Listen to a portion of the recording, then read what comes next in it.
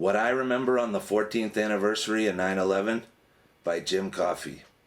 If I see one more 9/11 Never Forget post in my Facebook feed, I'm gonna puke. Most Americans have completely forgotten that 15 of the 19 hijackers were from Saudi Arabia and that they were financed by the guy who recently became king there. Almost all Americans now know Iraq had nothing to do with the 9/11 attacks. But for some reason, they never make the connection to the fact it means the real perpetrators were never prosecuted. One of the reasons is George Bush flew all the other members of the Bin Laden family out of the country so they couldn't be interviewed as witnesses. His family was literally meeting with the Bin Laden family the day of the attack because the Bush family is in the oil business with the Saudi Arabians through the Carlyle Group. If Bush went after Saudi Arabia for attacking us, the Bush family would have lost millions of dollars.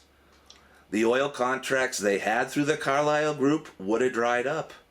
Bush sold out the deaths of 2,977 Americans because he didn't want to hurt the Bush family bottom line.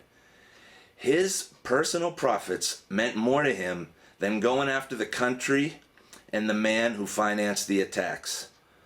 All of that is in the 28 pages of the 9/11 report that were redacted. Wahhabism is the ultra-conservative version of Islam that comes out of Saudi Arabia. Because they were never prosecuted, that strain of Islam propagated itself out to ISIS, leading to today's incredible brutality in the Middle East. That's treason, allowing 2,977 American deaths to go unpunished. But it gets worse.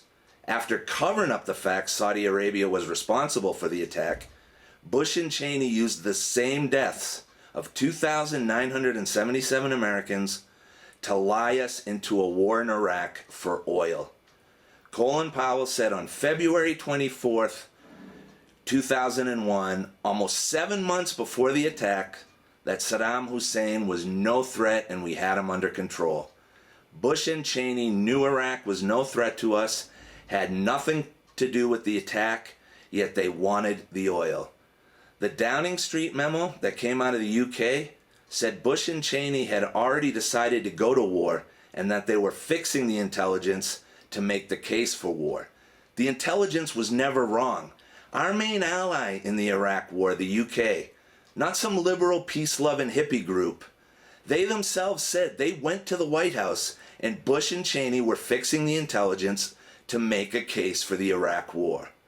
So to sum it up, Bush and Cheney covered up who really attacked us because of the Bush family's greed.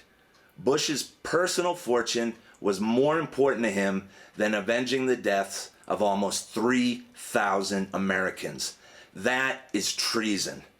Then Bush and Cheney used those American deaths again to lie us into a war that killed thousands of more Americans for absolutely nothing.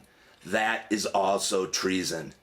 Unless Bush and Cheney are prosecuted for treason, tried and hung in The Hague for war crimes and crimes against humanity, Americans have forgotten. What I remember today is that 2,977 American deaths were not avenged because of the Bush family's greed, and that those same deaths were used to lie us into a war that killed hundreds of thousands of innocent people. That's what I remember on the 14th anniversary of 9/11.